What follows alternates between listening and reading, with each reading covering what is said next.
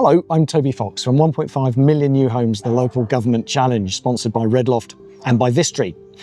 Now, across this series, we've been asking the question, what works, but also what has to change to get more homes built? In this series, Building the Olympic Park, we're asking a different question. How did one of the country's most ambitious examples get started and continue when so many other projects stall or fail? And we've been listening to the people who were there who made it happen. Neale Coleman, Michelle May, Eleanor Fawcett, Guy Nicholson, Paul Brickell, and the man who literally wrote the book, Dave Hill. In this episode, we're asking, why did the Olympic Park project succeed when so many other projects fail?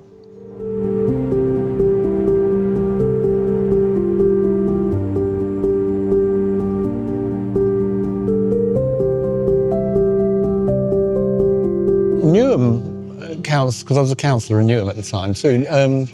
The people, I was a new councillor, so wet behind the ears, and they said to me, stop going on about, this is in 98, 99, going on about London bidding for the 2012 Games in East London. It's a distraction from the task of regenerating Stratford. And that's a quote, actually, and it's very interesting because it did seem like a wild goose chase to begin with. Yeah. The person and not for bad intentions, they just didn't feel that it was going to contribute. It was going to contribute. I mean, it's worth saying that if the Games hadn't been a success, nobody would have ever talked about the legacies. If you were to go back in time and actually had the power to regenerate this part of the Lower Lea Valley, would you do it by means of attracting a major sporting event? No, you wouldn't. You would do it completely differently.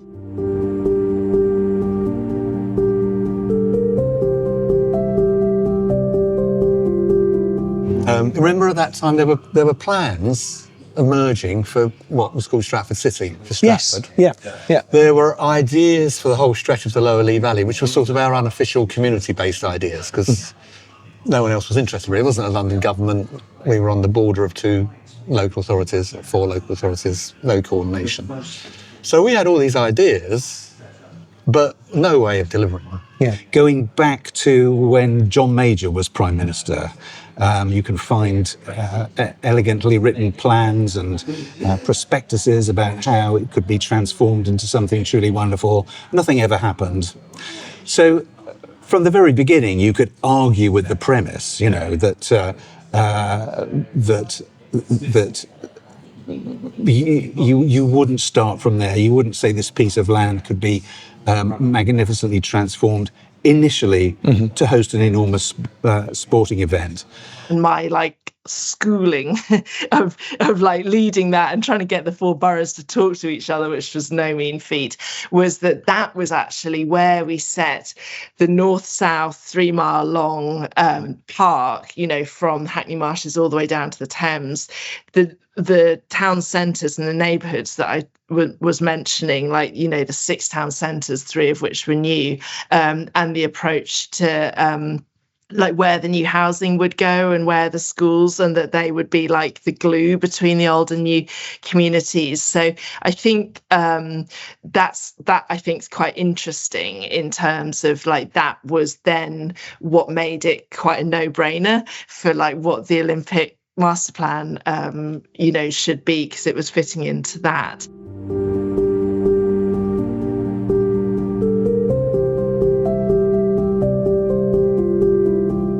So we thought the Games would bring a lot of public money in short order. We thought that it would also put us on a kind of a global investors map and a global brands map for people who might want to come here.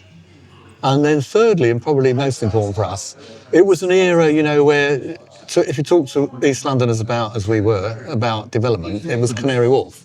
Yeah. And we weren't impressed at that point. I mean, Canary Wharf's very different now, but at that time, there was a couple of towers, lots of jobs, none of them had come locally.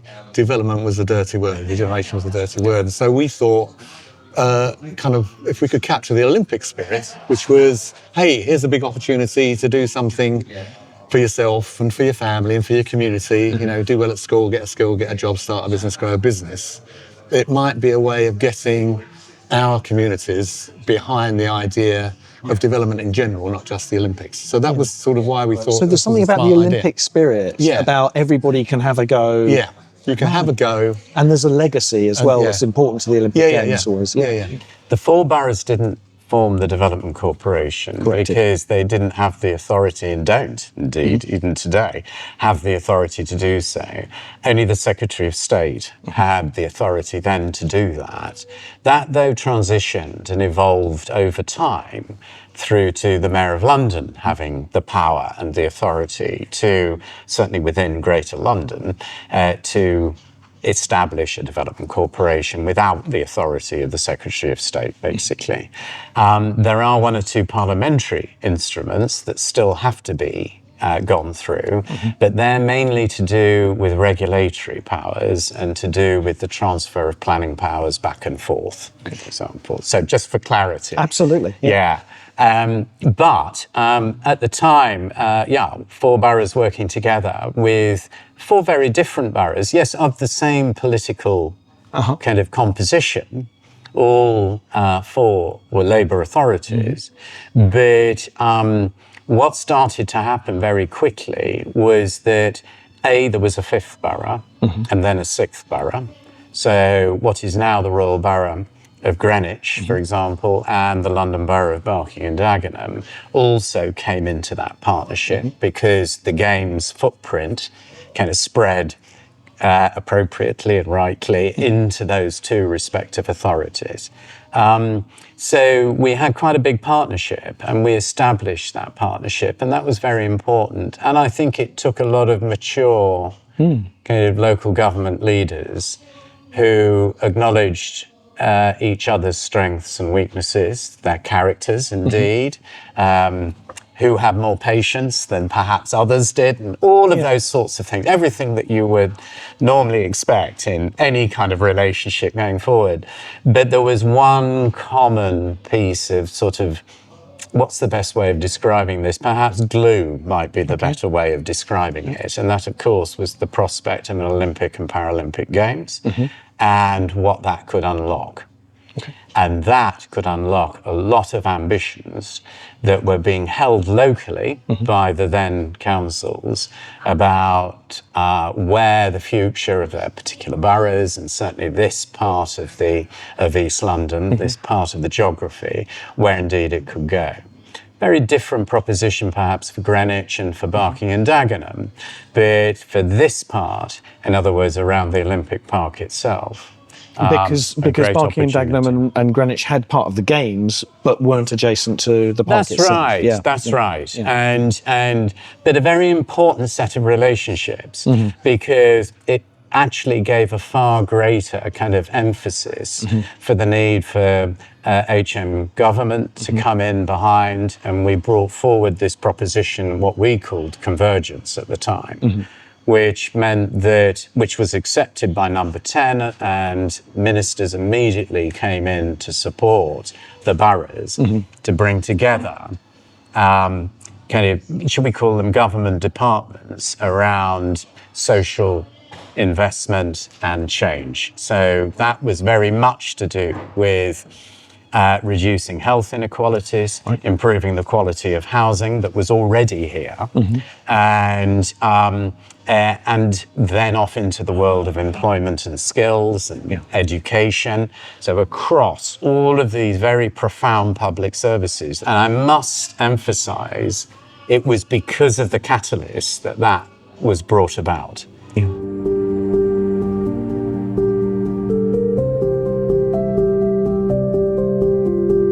There were too many moving parts for it to just somehow organically turn out right. And here I'm thinking not just about the Olympic Park itself, but, you know, all the surrounding neighbourhoods as well.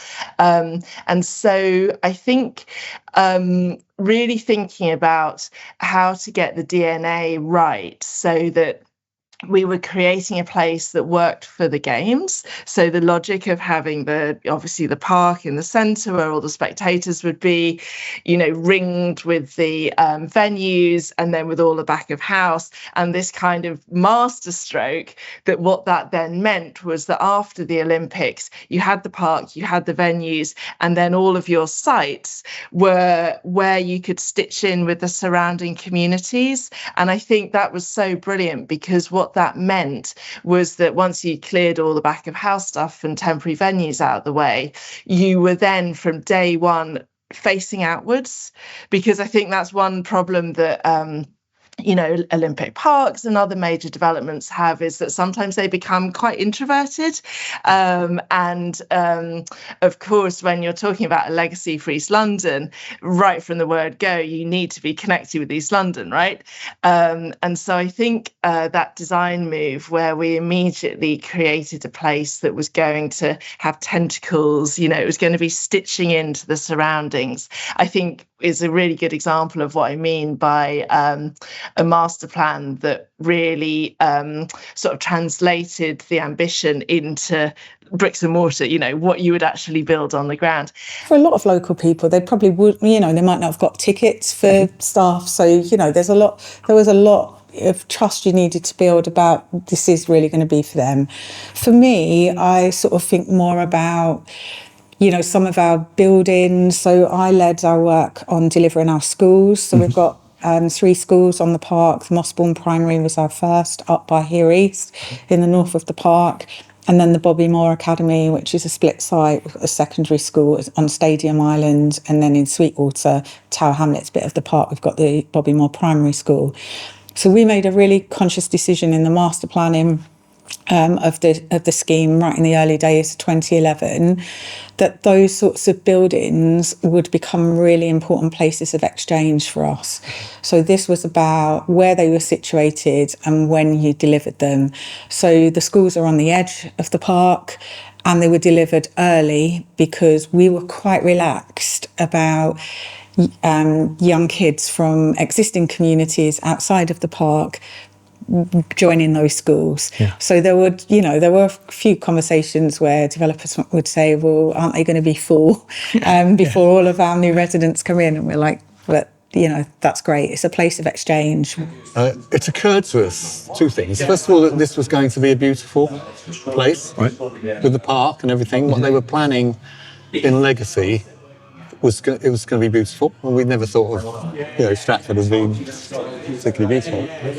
And secondly, that a lot of people would have their attention here, not just during the games, but forever. Yeah. Obviously, a football club puts you on a world stage. Even bless us, it is West Ham, but a football club puts you on a world stage. A lot of people will visit here. It will be on a tour. So those things made us think, oh, hang on, this is going to be a very significant new part of London.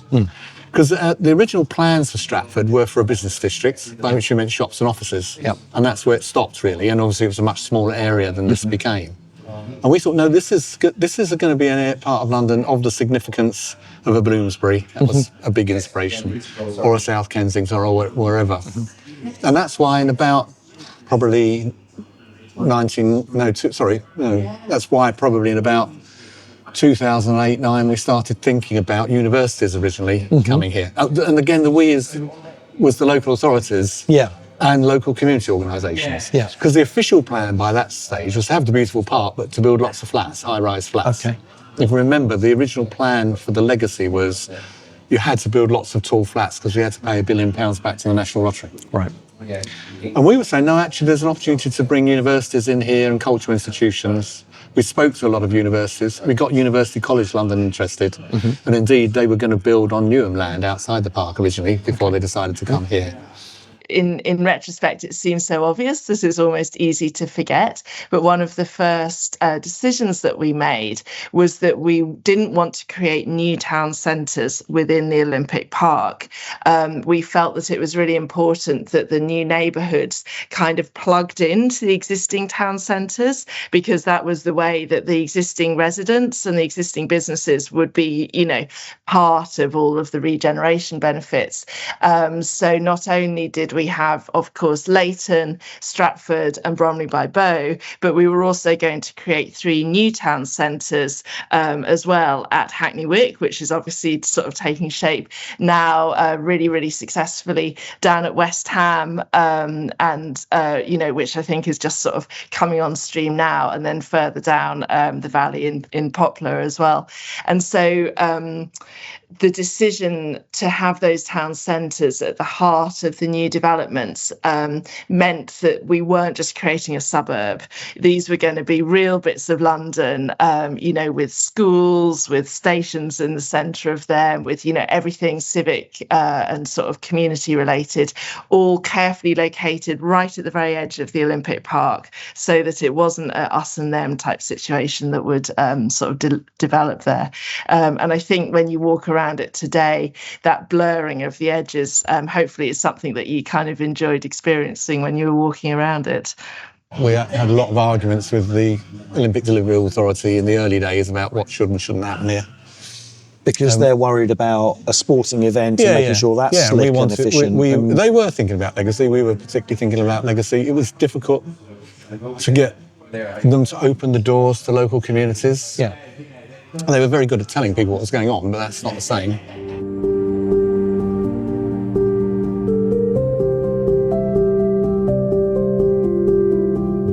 But we didn't see it as an endpoint. We just saw it as a moment of transition. Yeah.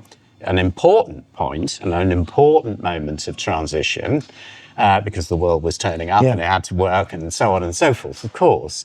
But it suited, but bottom line was that you had a deadline. Yeah. And that is the strength of it. I come from the world of the theatre industry and the live performance industry.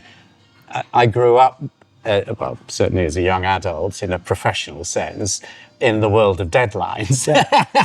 and so to me, it was quite familiar. Oh, yeah, we got a deadline. Yeah. We better work to it then. There are going to be people in those seats watching. Exactly. We better have something to show And it them. could be a bit embarrassing, It's sort of, but on a serious kind of sort of note, what that kind of brought about was a great deal of focus. But then there were those of us sitting there who recognised, but this is about 2025, not 2012. And where is that going to be? And that gives us the place, it gives us the community out there, it gives us the homes, it gives us the workplaces, the employment spaces, it gives us the cultural spaces, the social spaces, it gives us the environment. I'm being critical, but I'm understanding. But they'll be on their way. Yes. They'll be gone. Yeah. It will come back to us in some form, not as local authorities, but as the Development Corporation. And actually, so therefore, what's our role now? Is to keep people being excited. Yeah. Not to be oppositional, because if we're oppositional, we might persuade other people to be oppositional. Yeah. Keep people excited and have a momentum of doing things outside the blue fence, which we did. Yeah. So that when the blue fence comes down, people just feel it's natural to move in. Yeah. And we called this whole programme Dents in the Fence, which was some physical things, but some just sports programmes and civic programmes and education and training. So what we did was, so I think that's quite an important part of what we did, is if your vision is, if the vision is kind of being thwarted in some sort of way, it's important not to sulk. And say, oh God, then that's it then. Yeah. It's important to say, no, actually, I'm taking a longer view. Yeah. What can we do now? Yeah. That will help us to get where we want to go in the future, even though it might be small steps and tiny things. So it's like, do what you can while you can do it. So how do you keep that momentum going, that single vision, when the deadline has passed? Oh, because the people own it. Mm-hmm. It's a place for people. And sorry, no pun intended there with other housing associations are available. Yes. So, for example, one argued very strongly that way back in the beginning, when we were doing the land kind of acquisition programme, is that the London Borough of Hackney would consolidate all of the freehold land it owned within the Olympic Park into a new place within the park called North Park. Okay. So all of this landscaped green space just on the other side of this place where we're sitting at the moment is the freehold on the other side of the River Lea is owned by the London Borough of Hackney. It's owned by the people of Hackney in perpetuity. That is a green space landscaped. It used to have fridge mountains on it and all sorts of things. And about 30, 40, 50 years, whatever, of contaminated waste dumped, and so on and so forth. It's now a re-landscaped green space. And that's a continuation of the famous Hackney Marshes. Further down the River Lea. The marshes progress, they expand, they grow.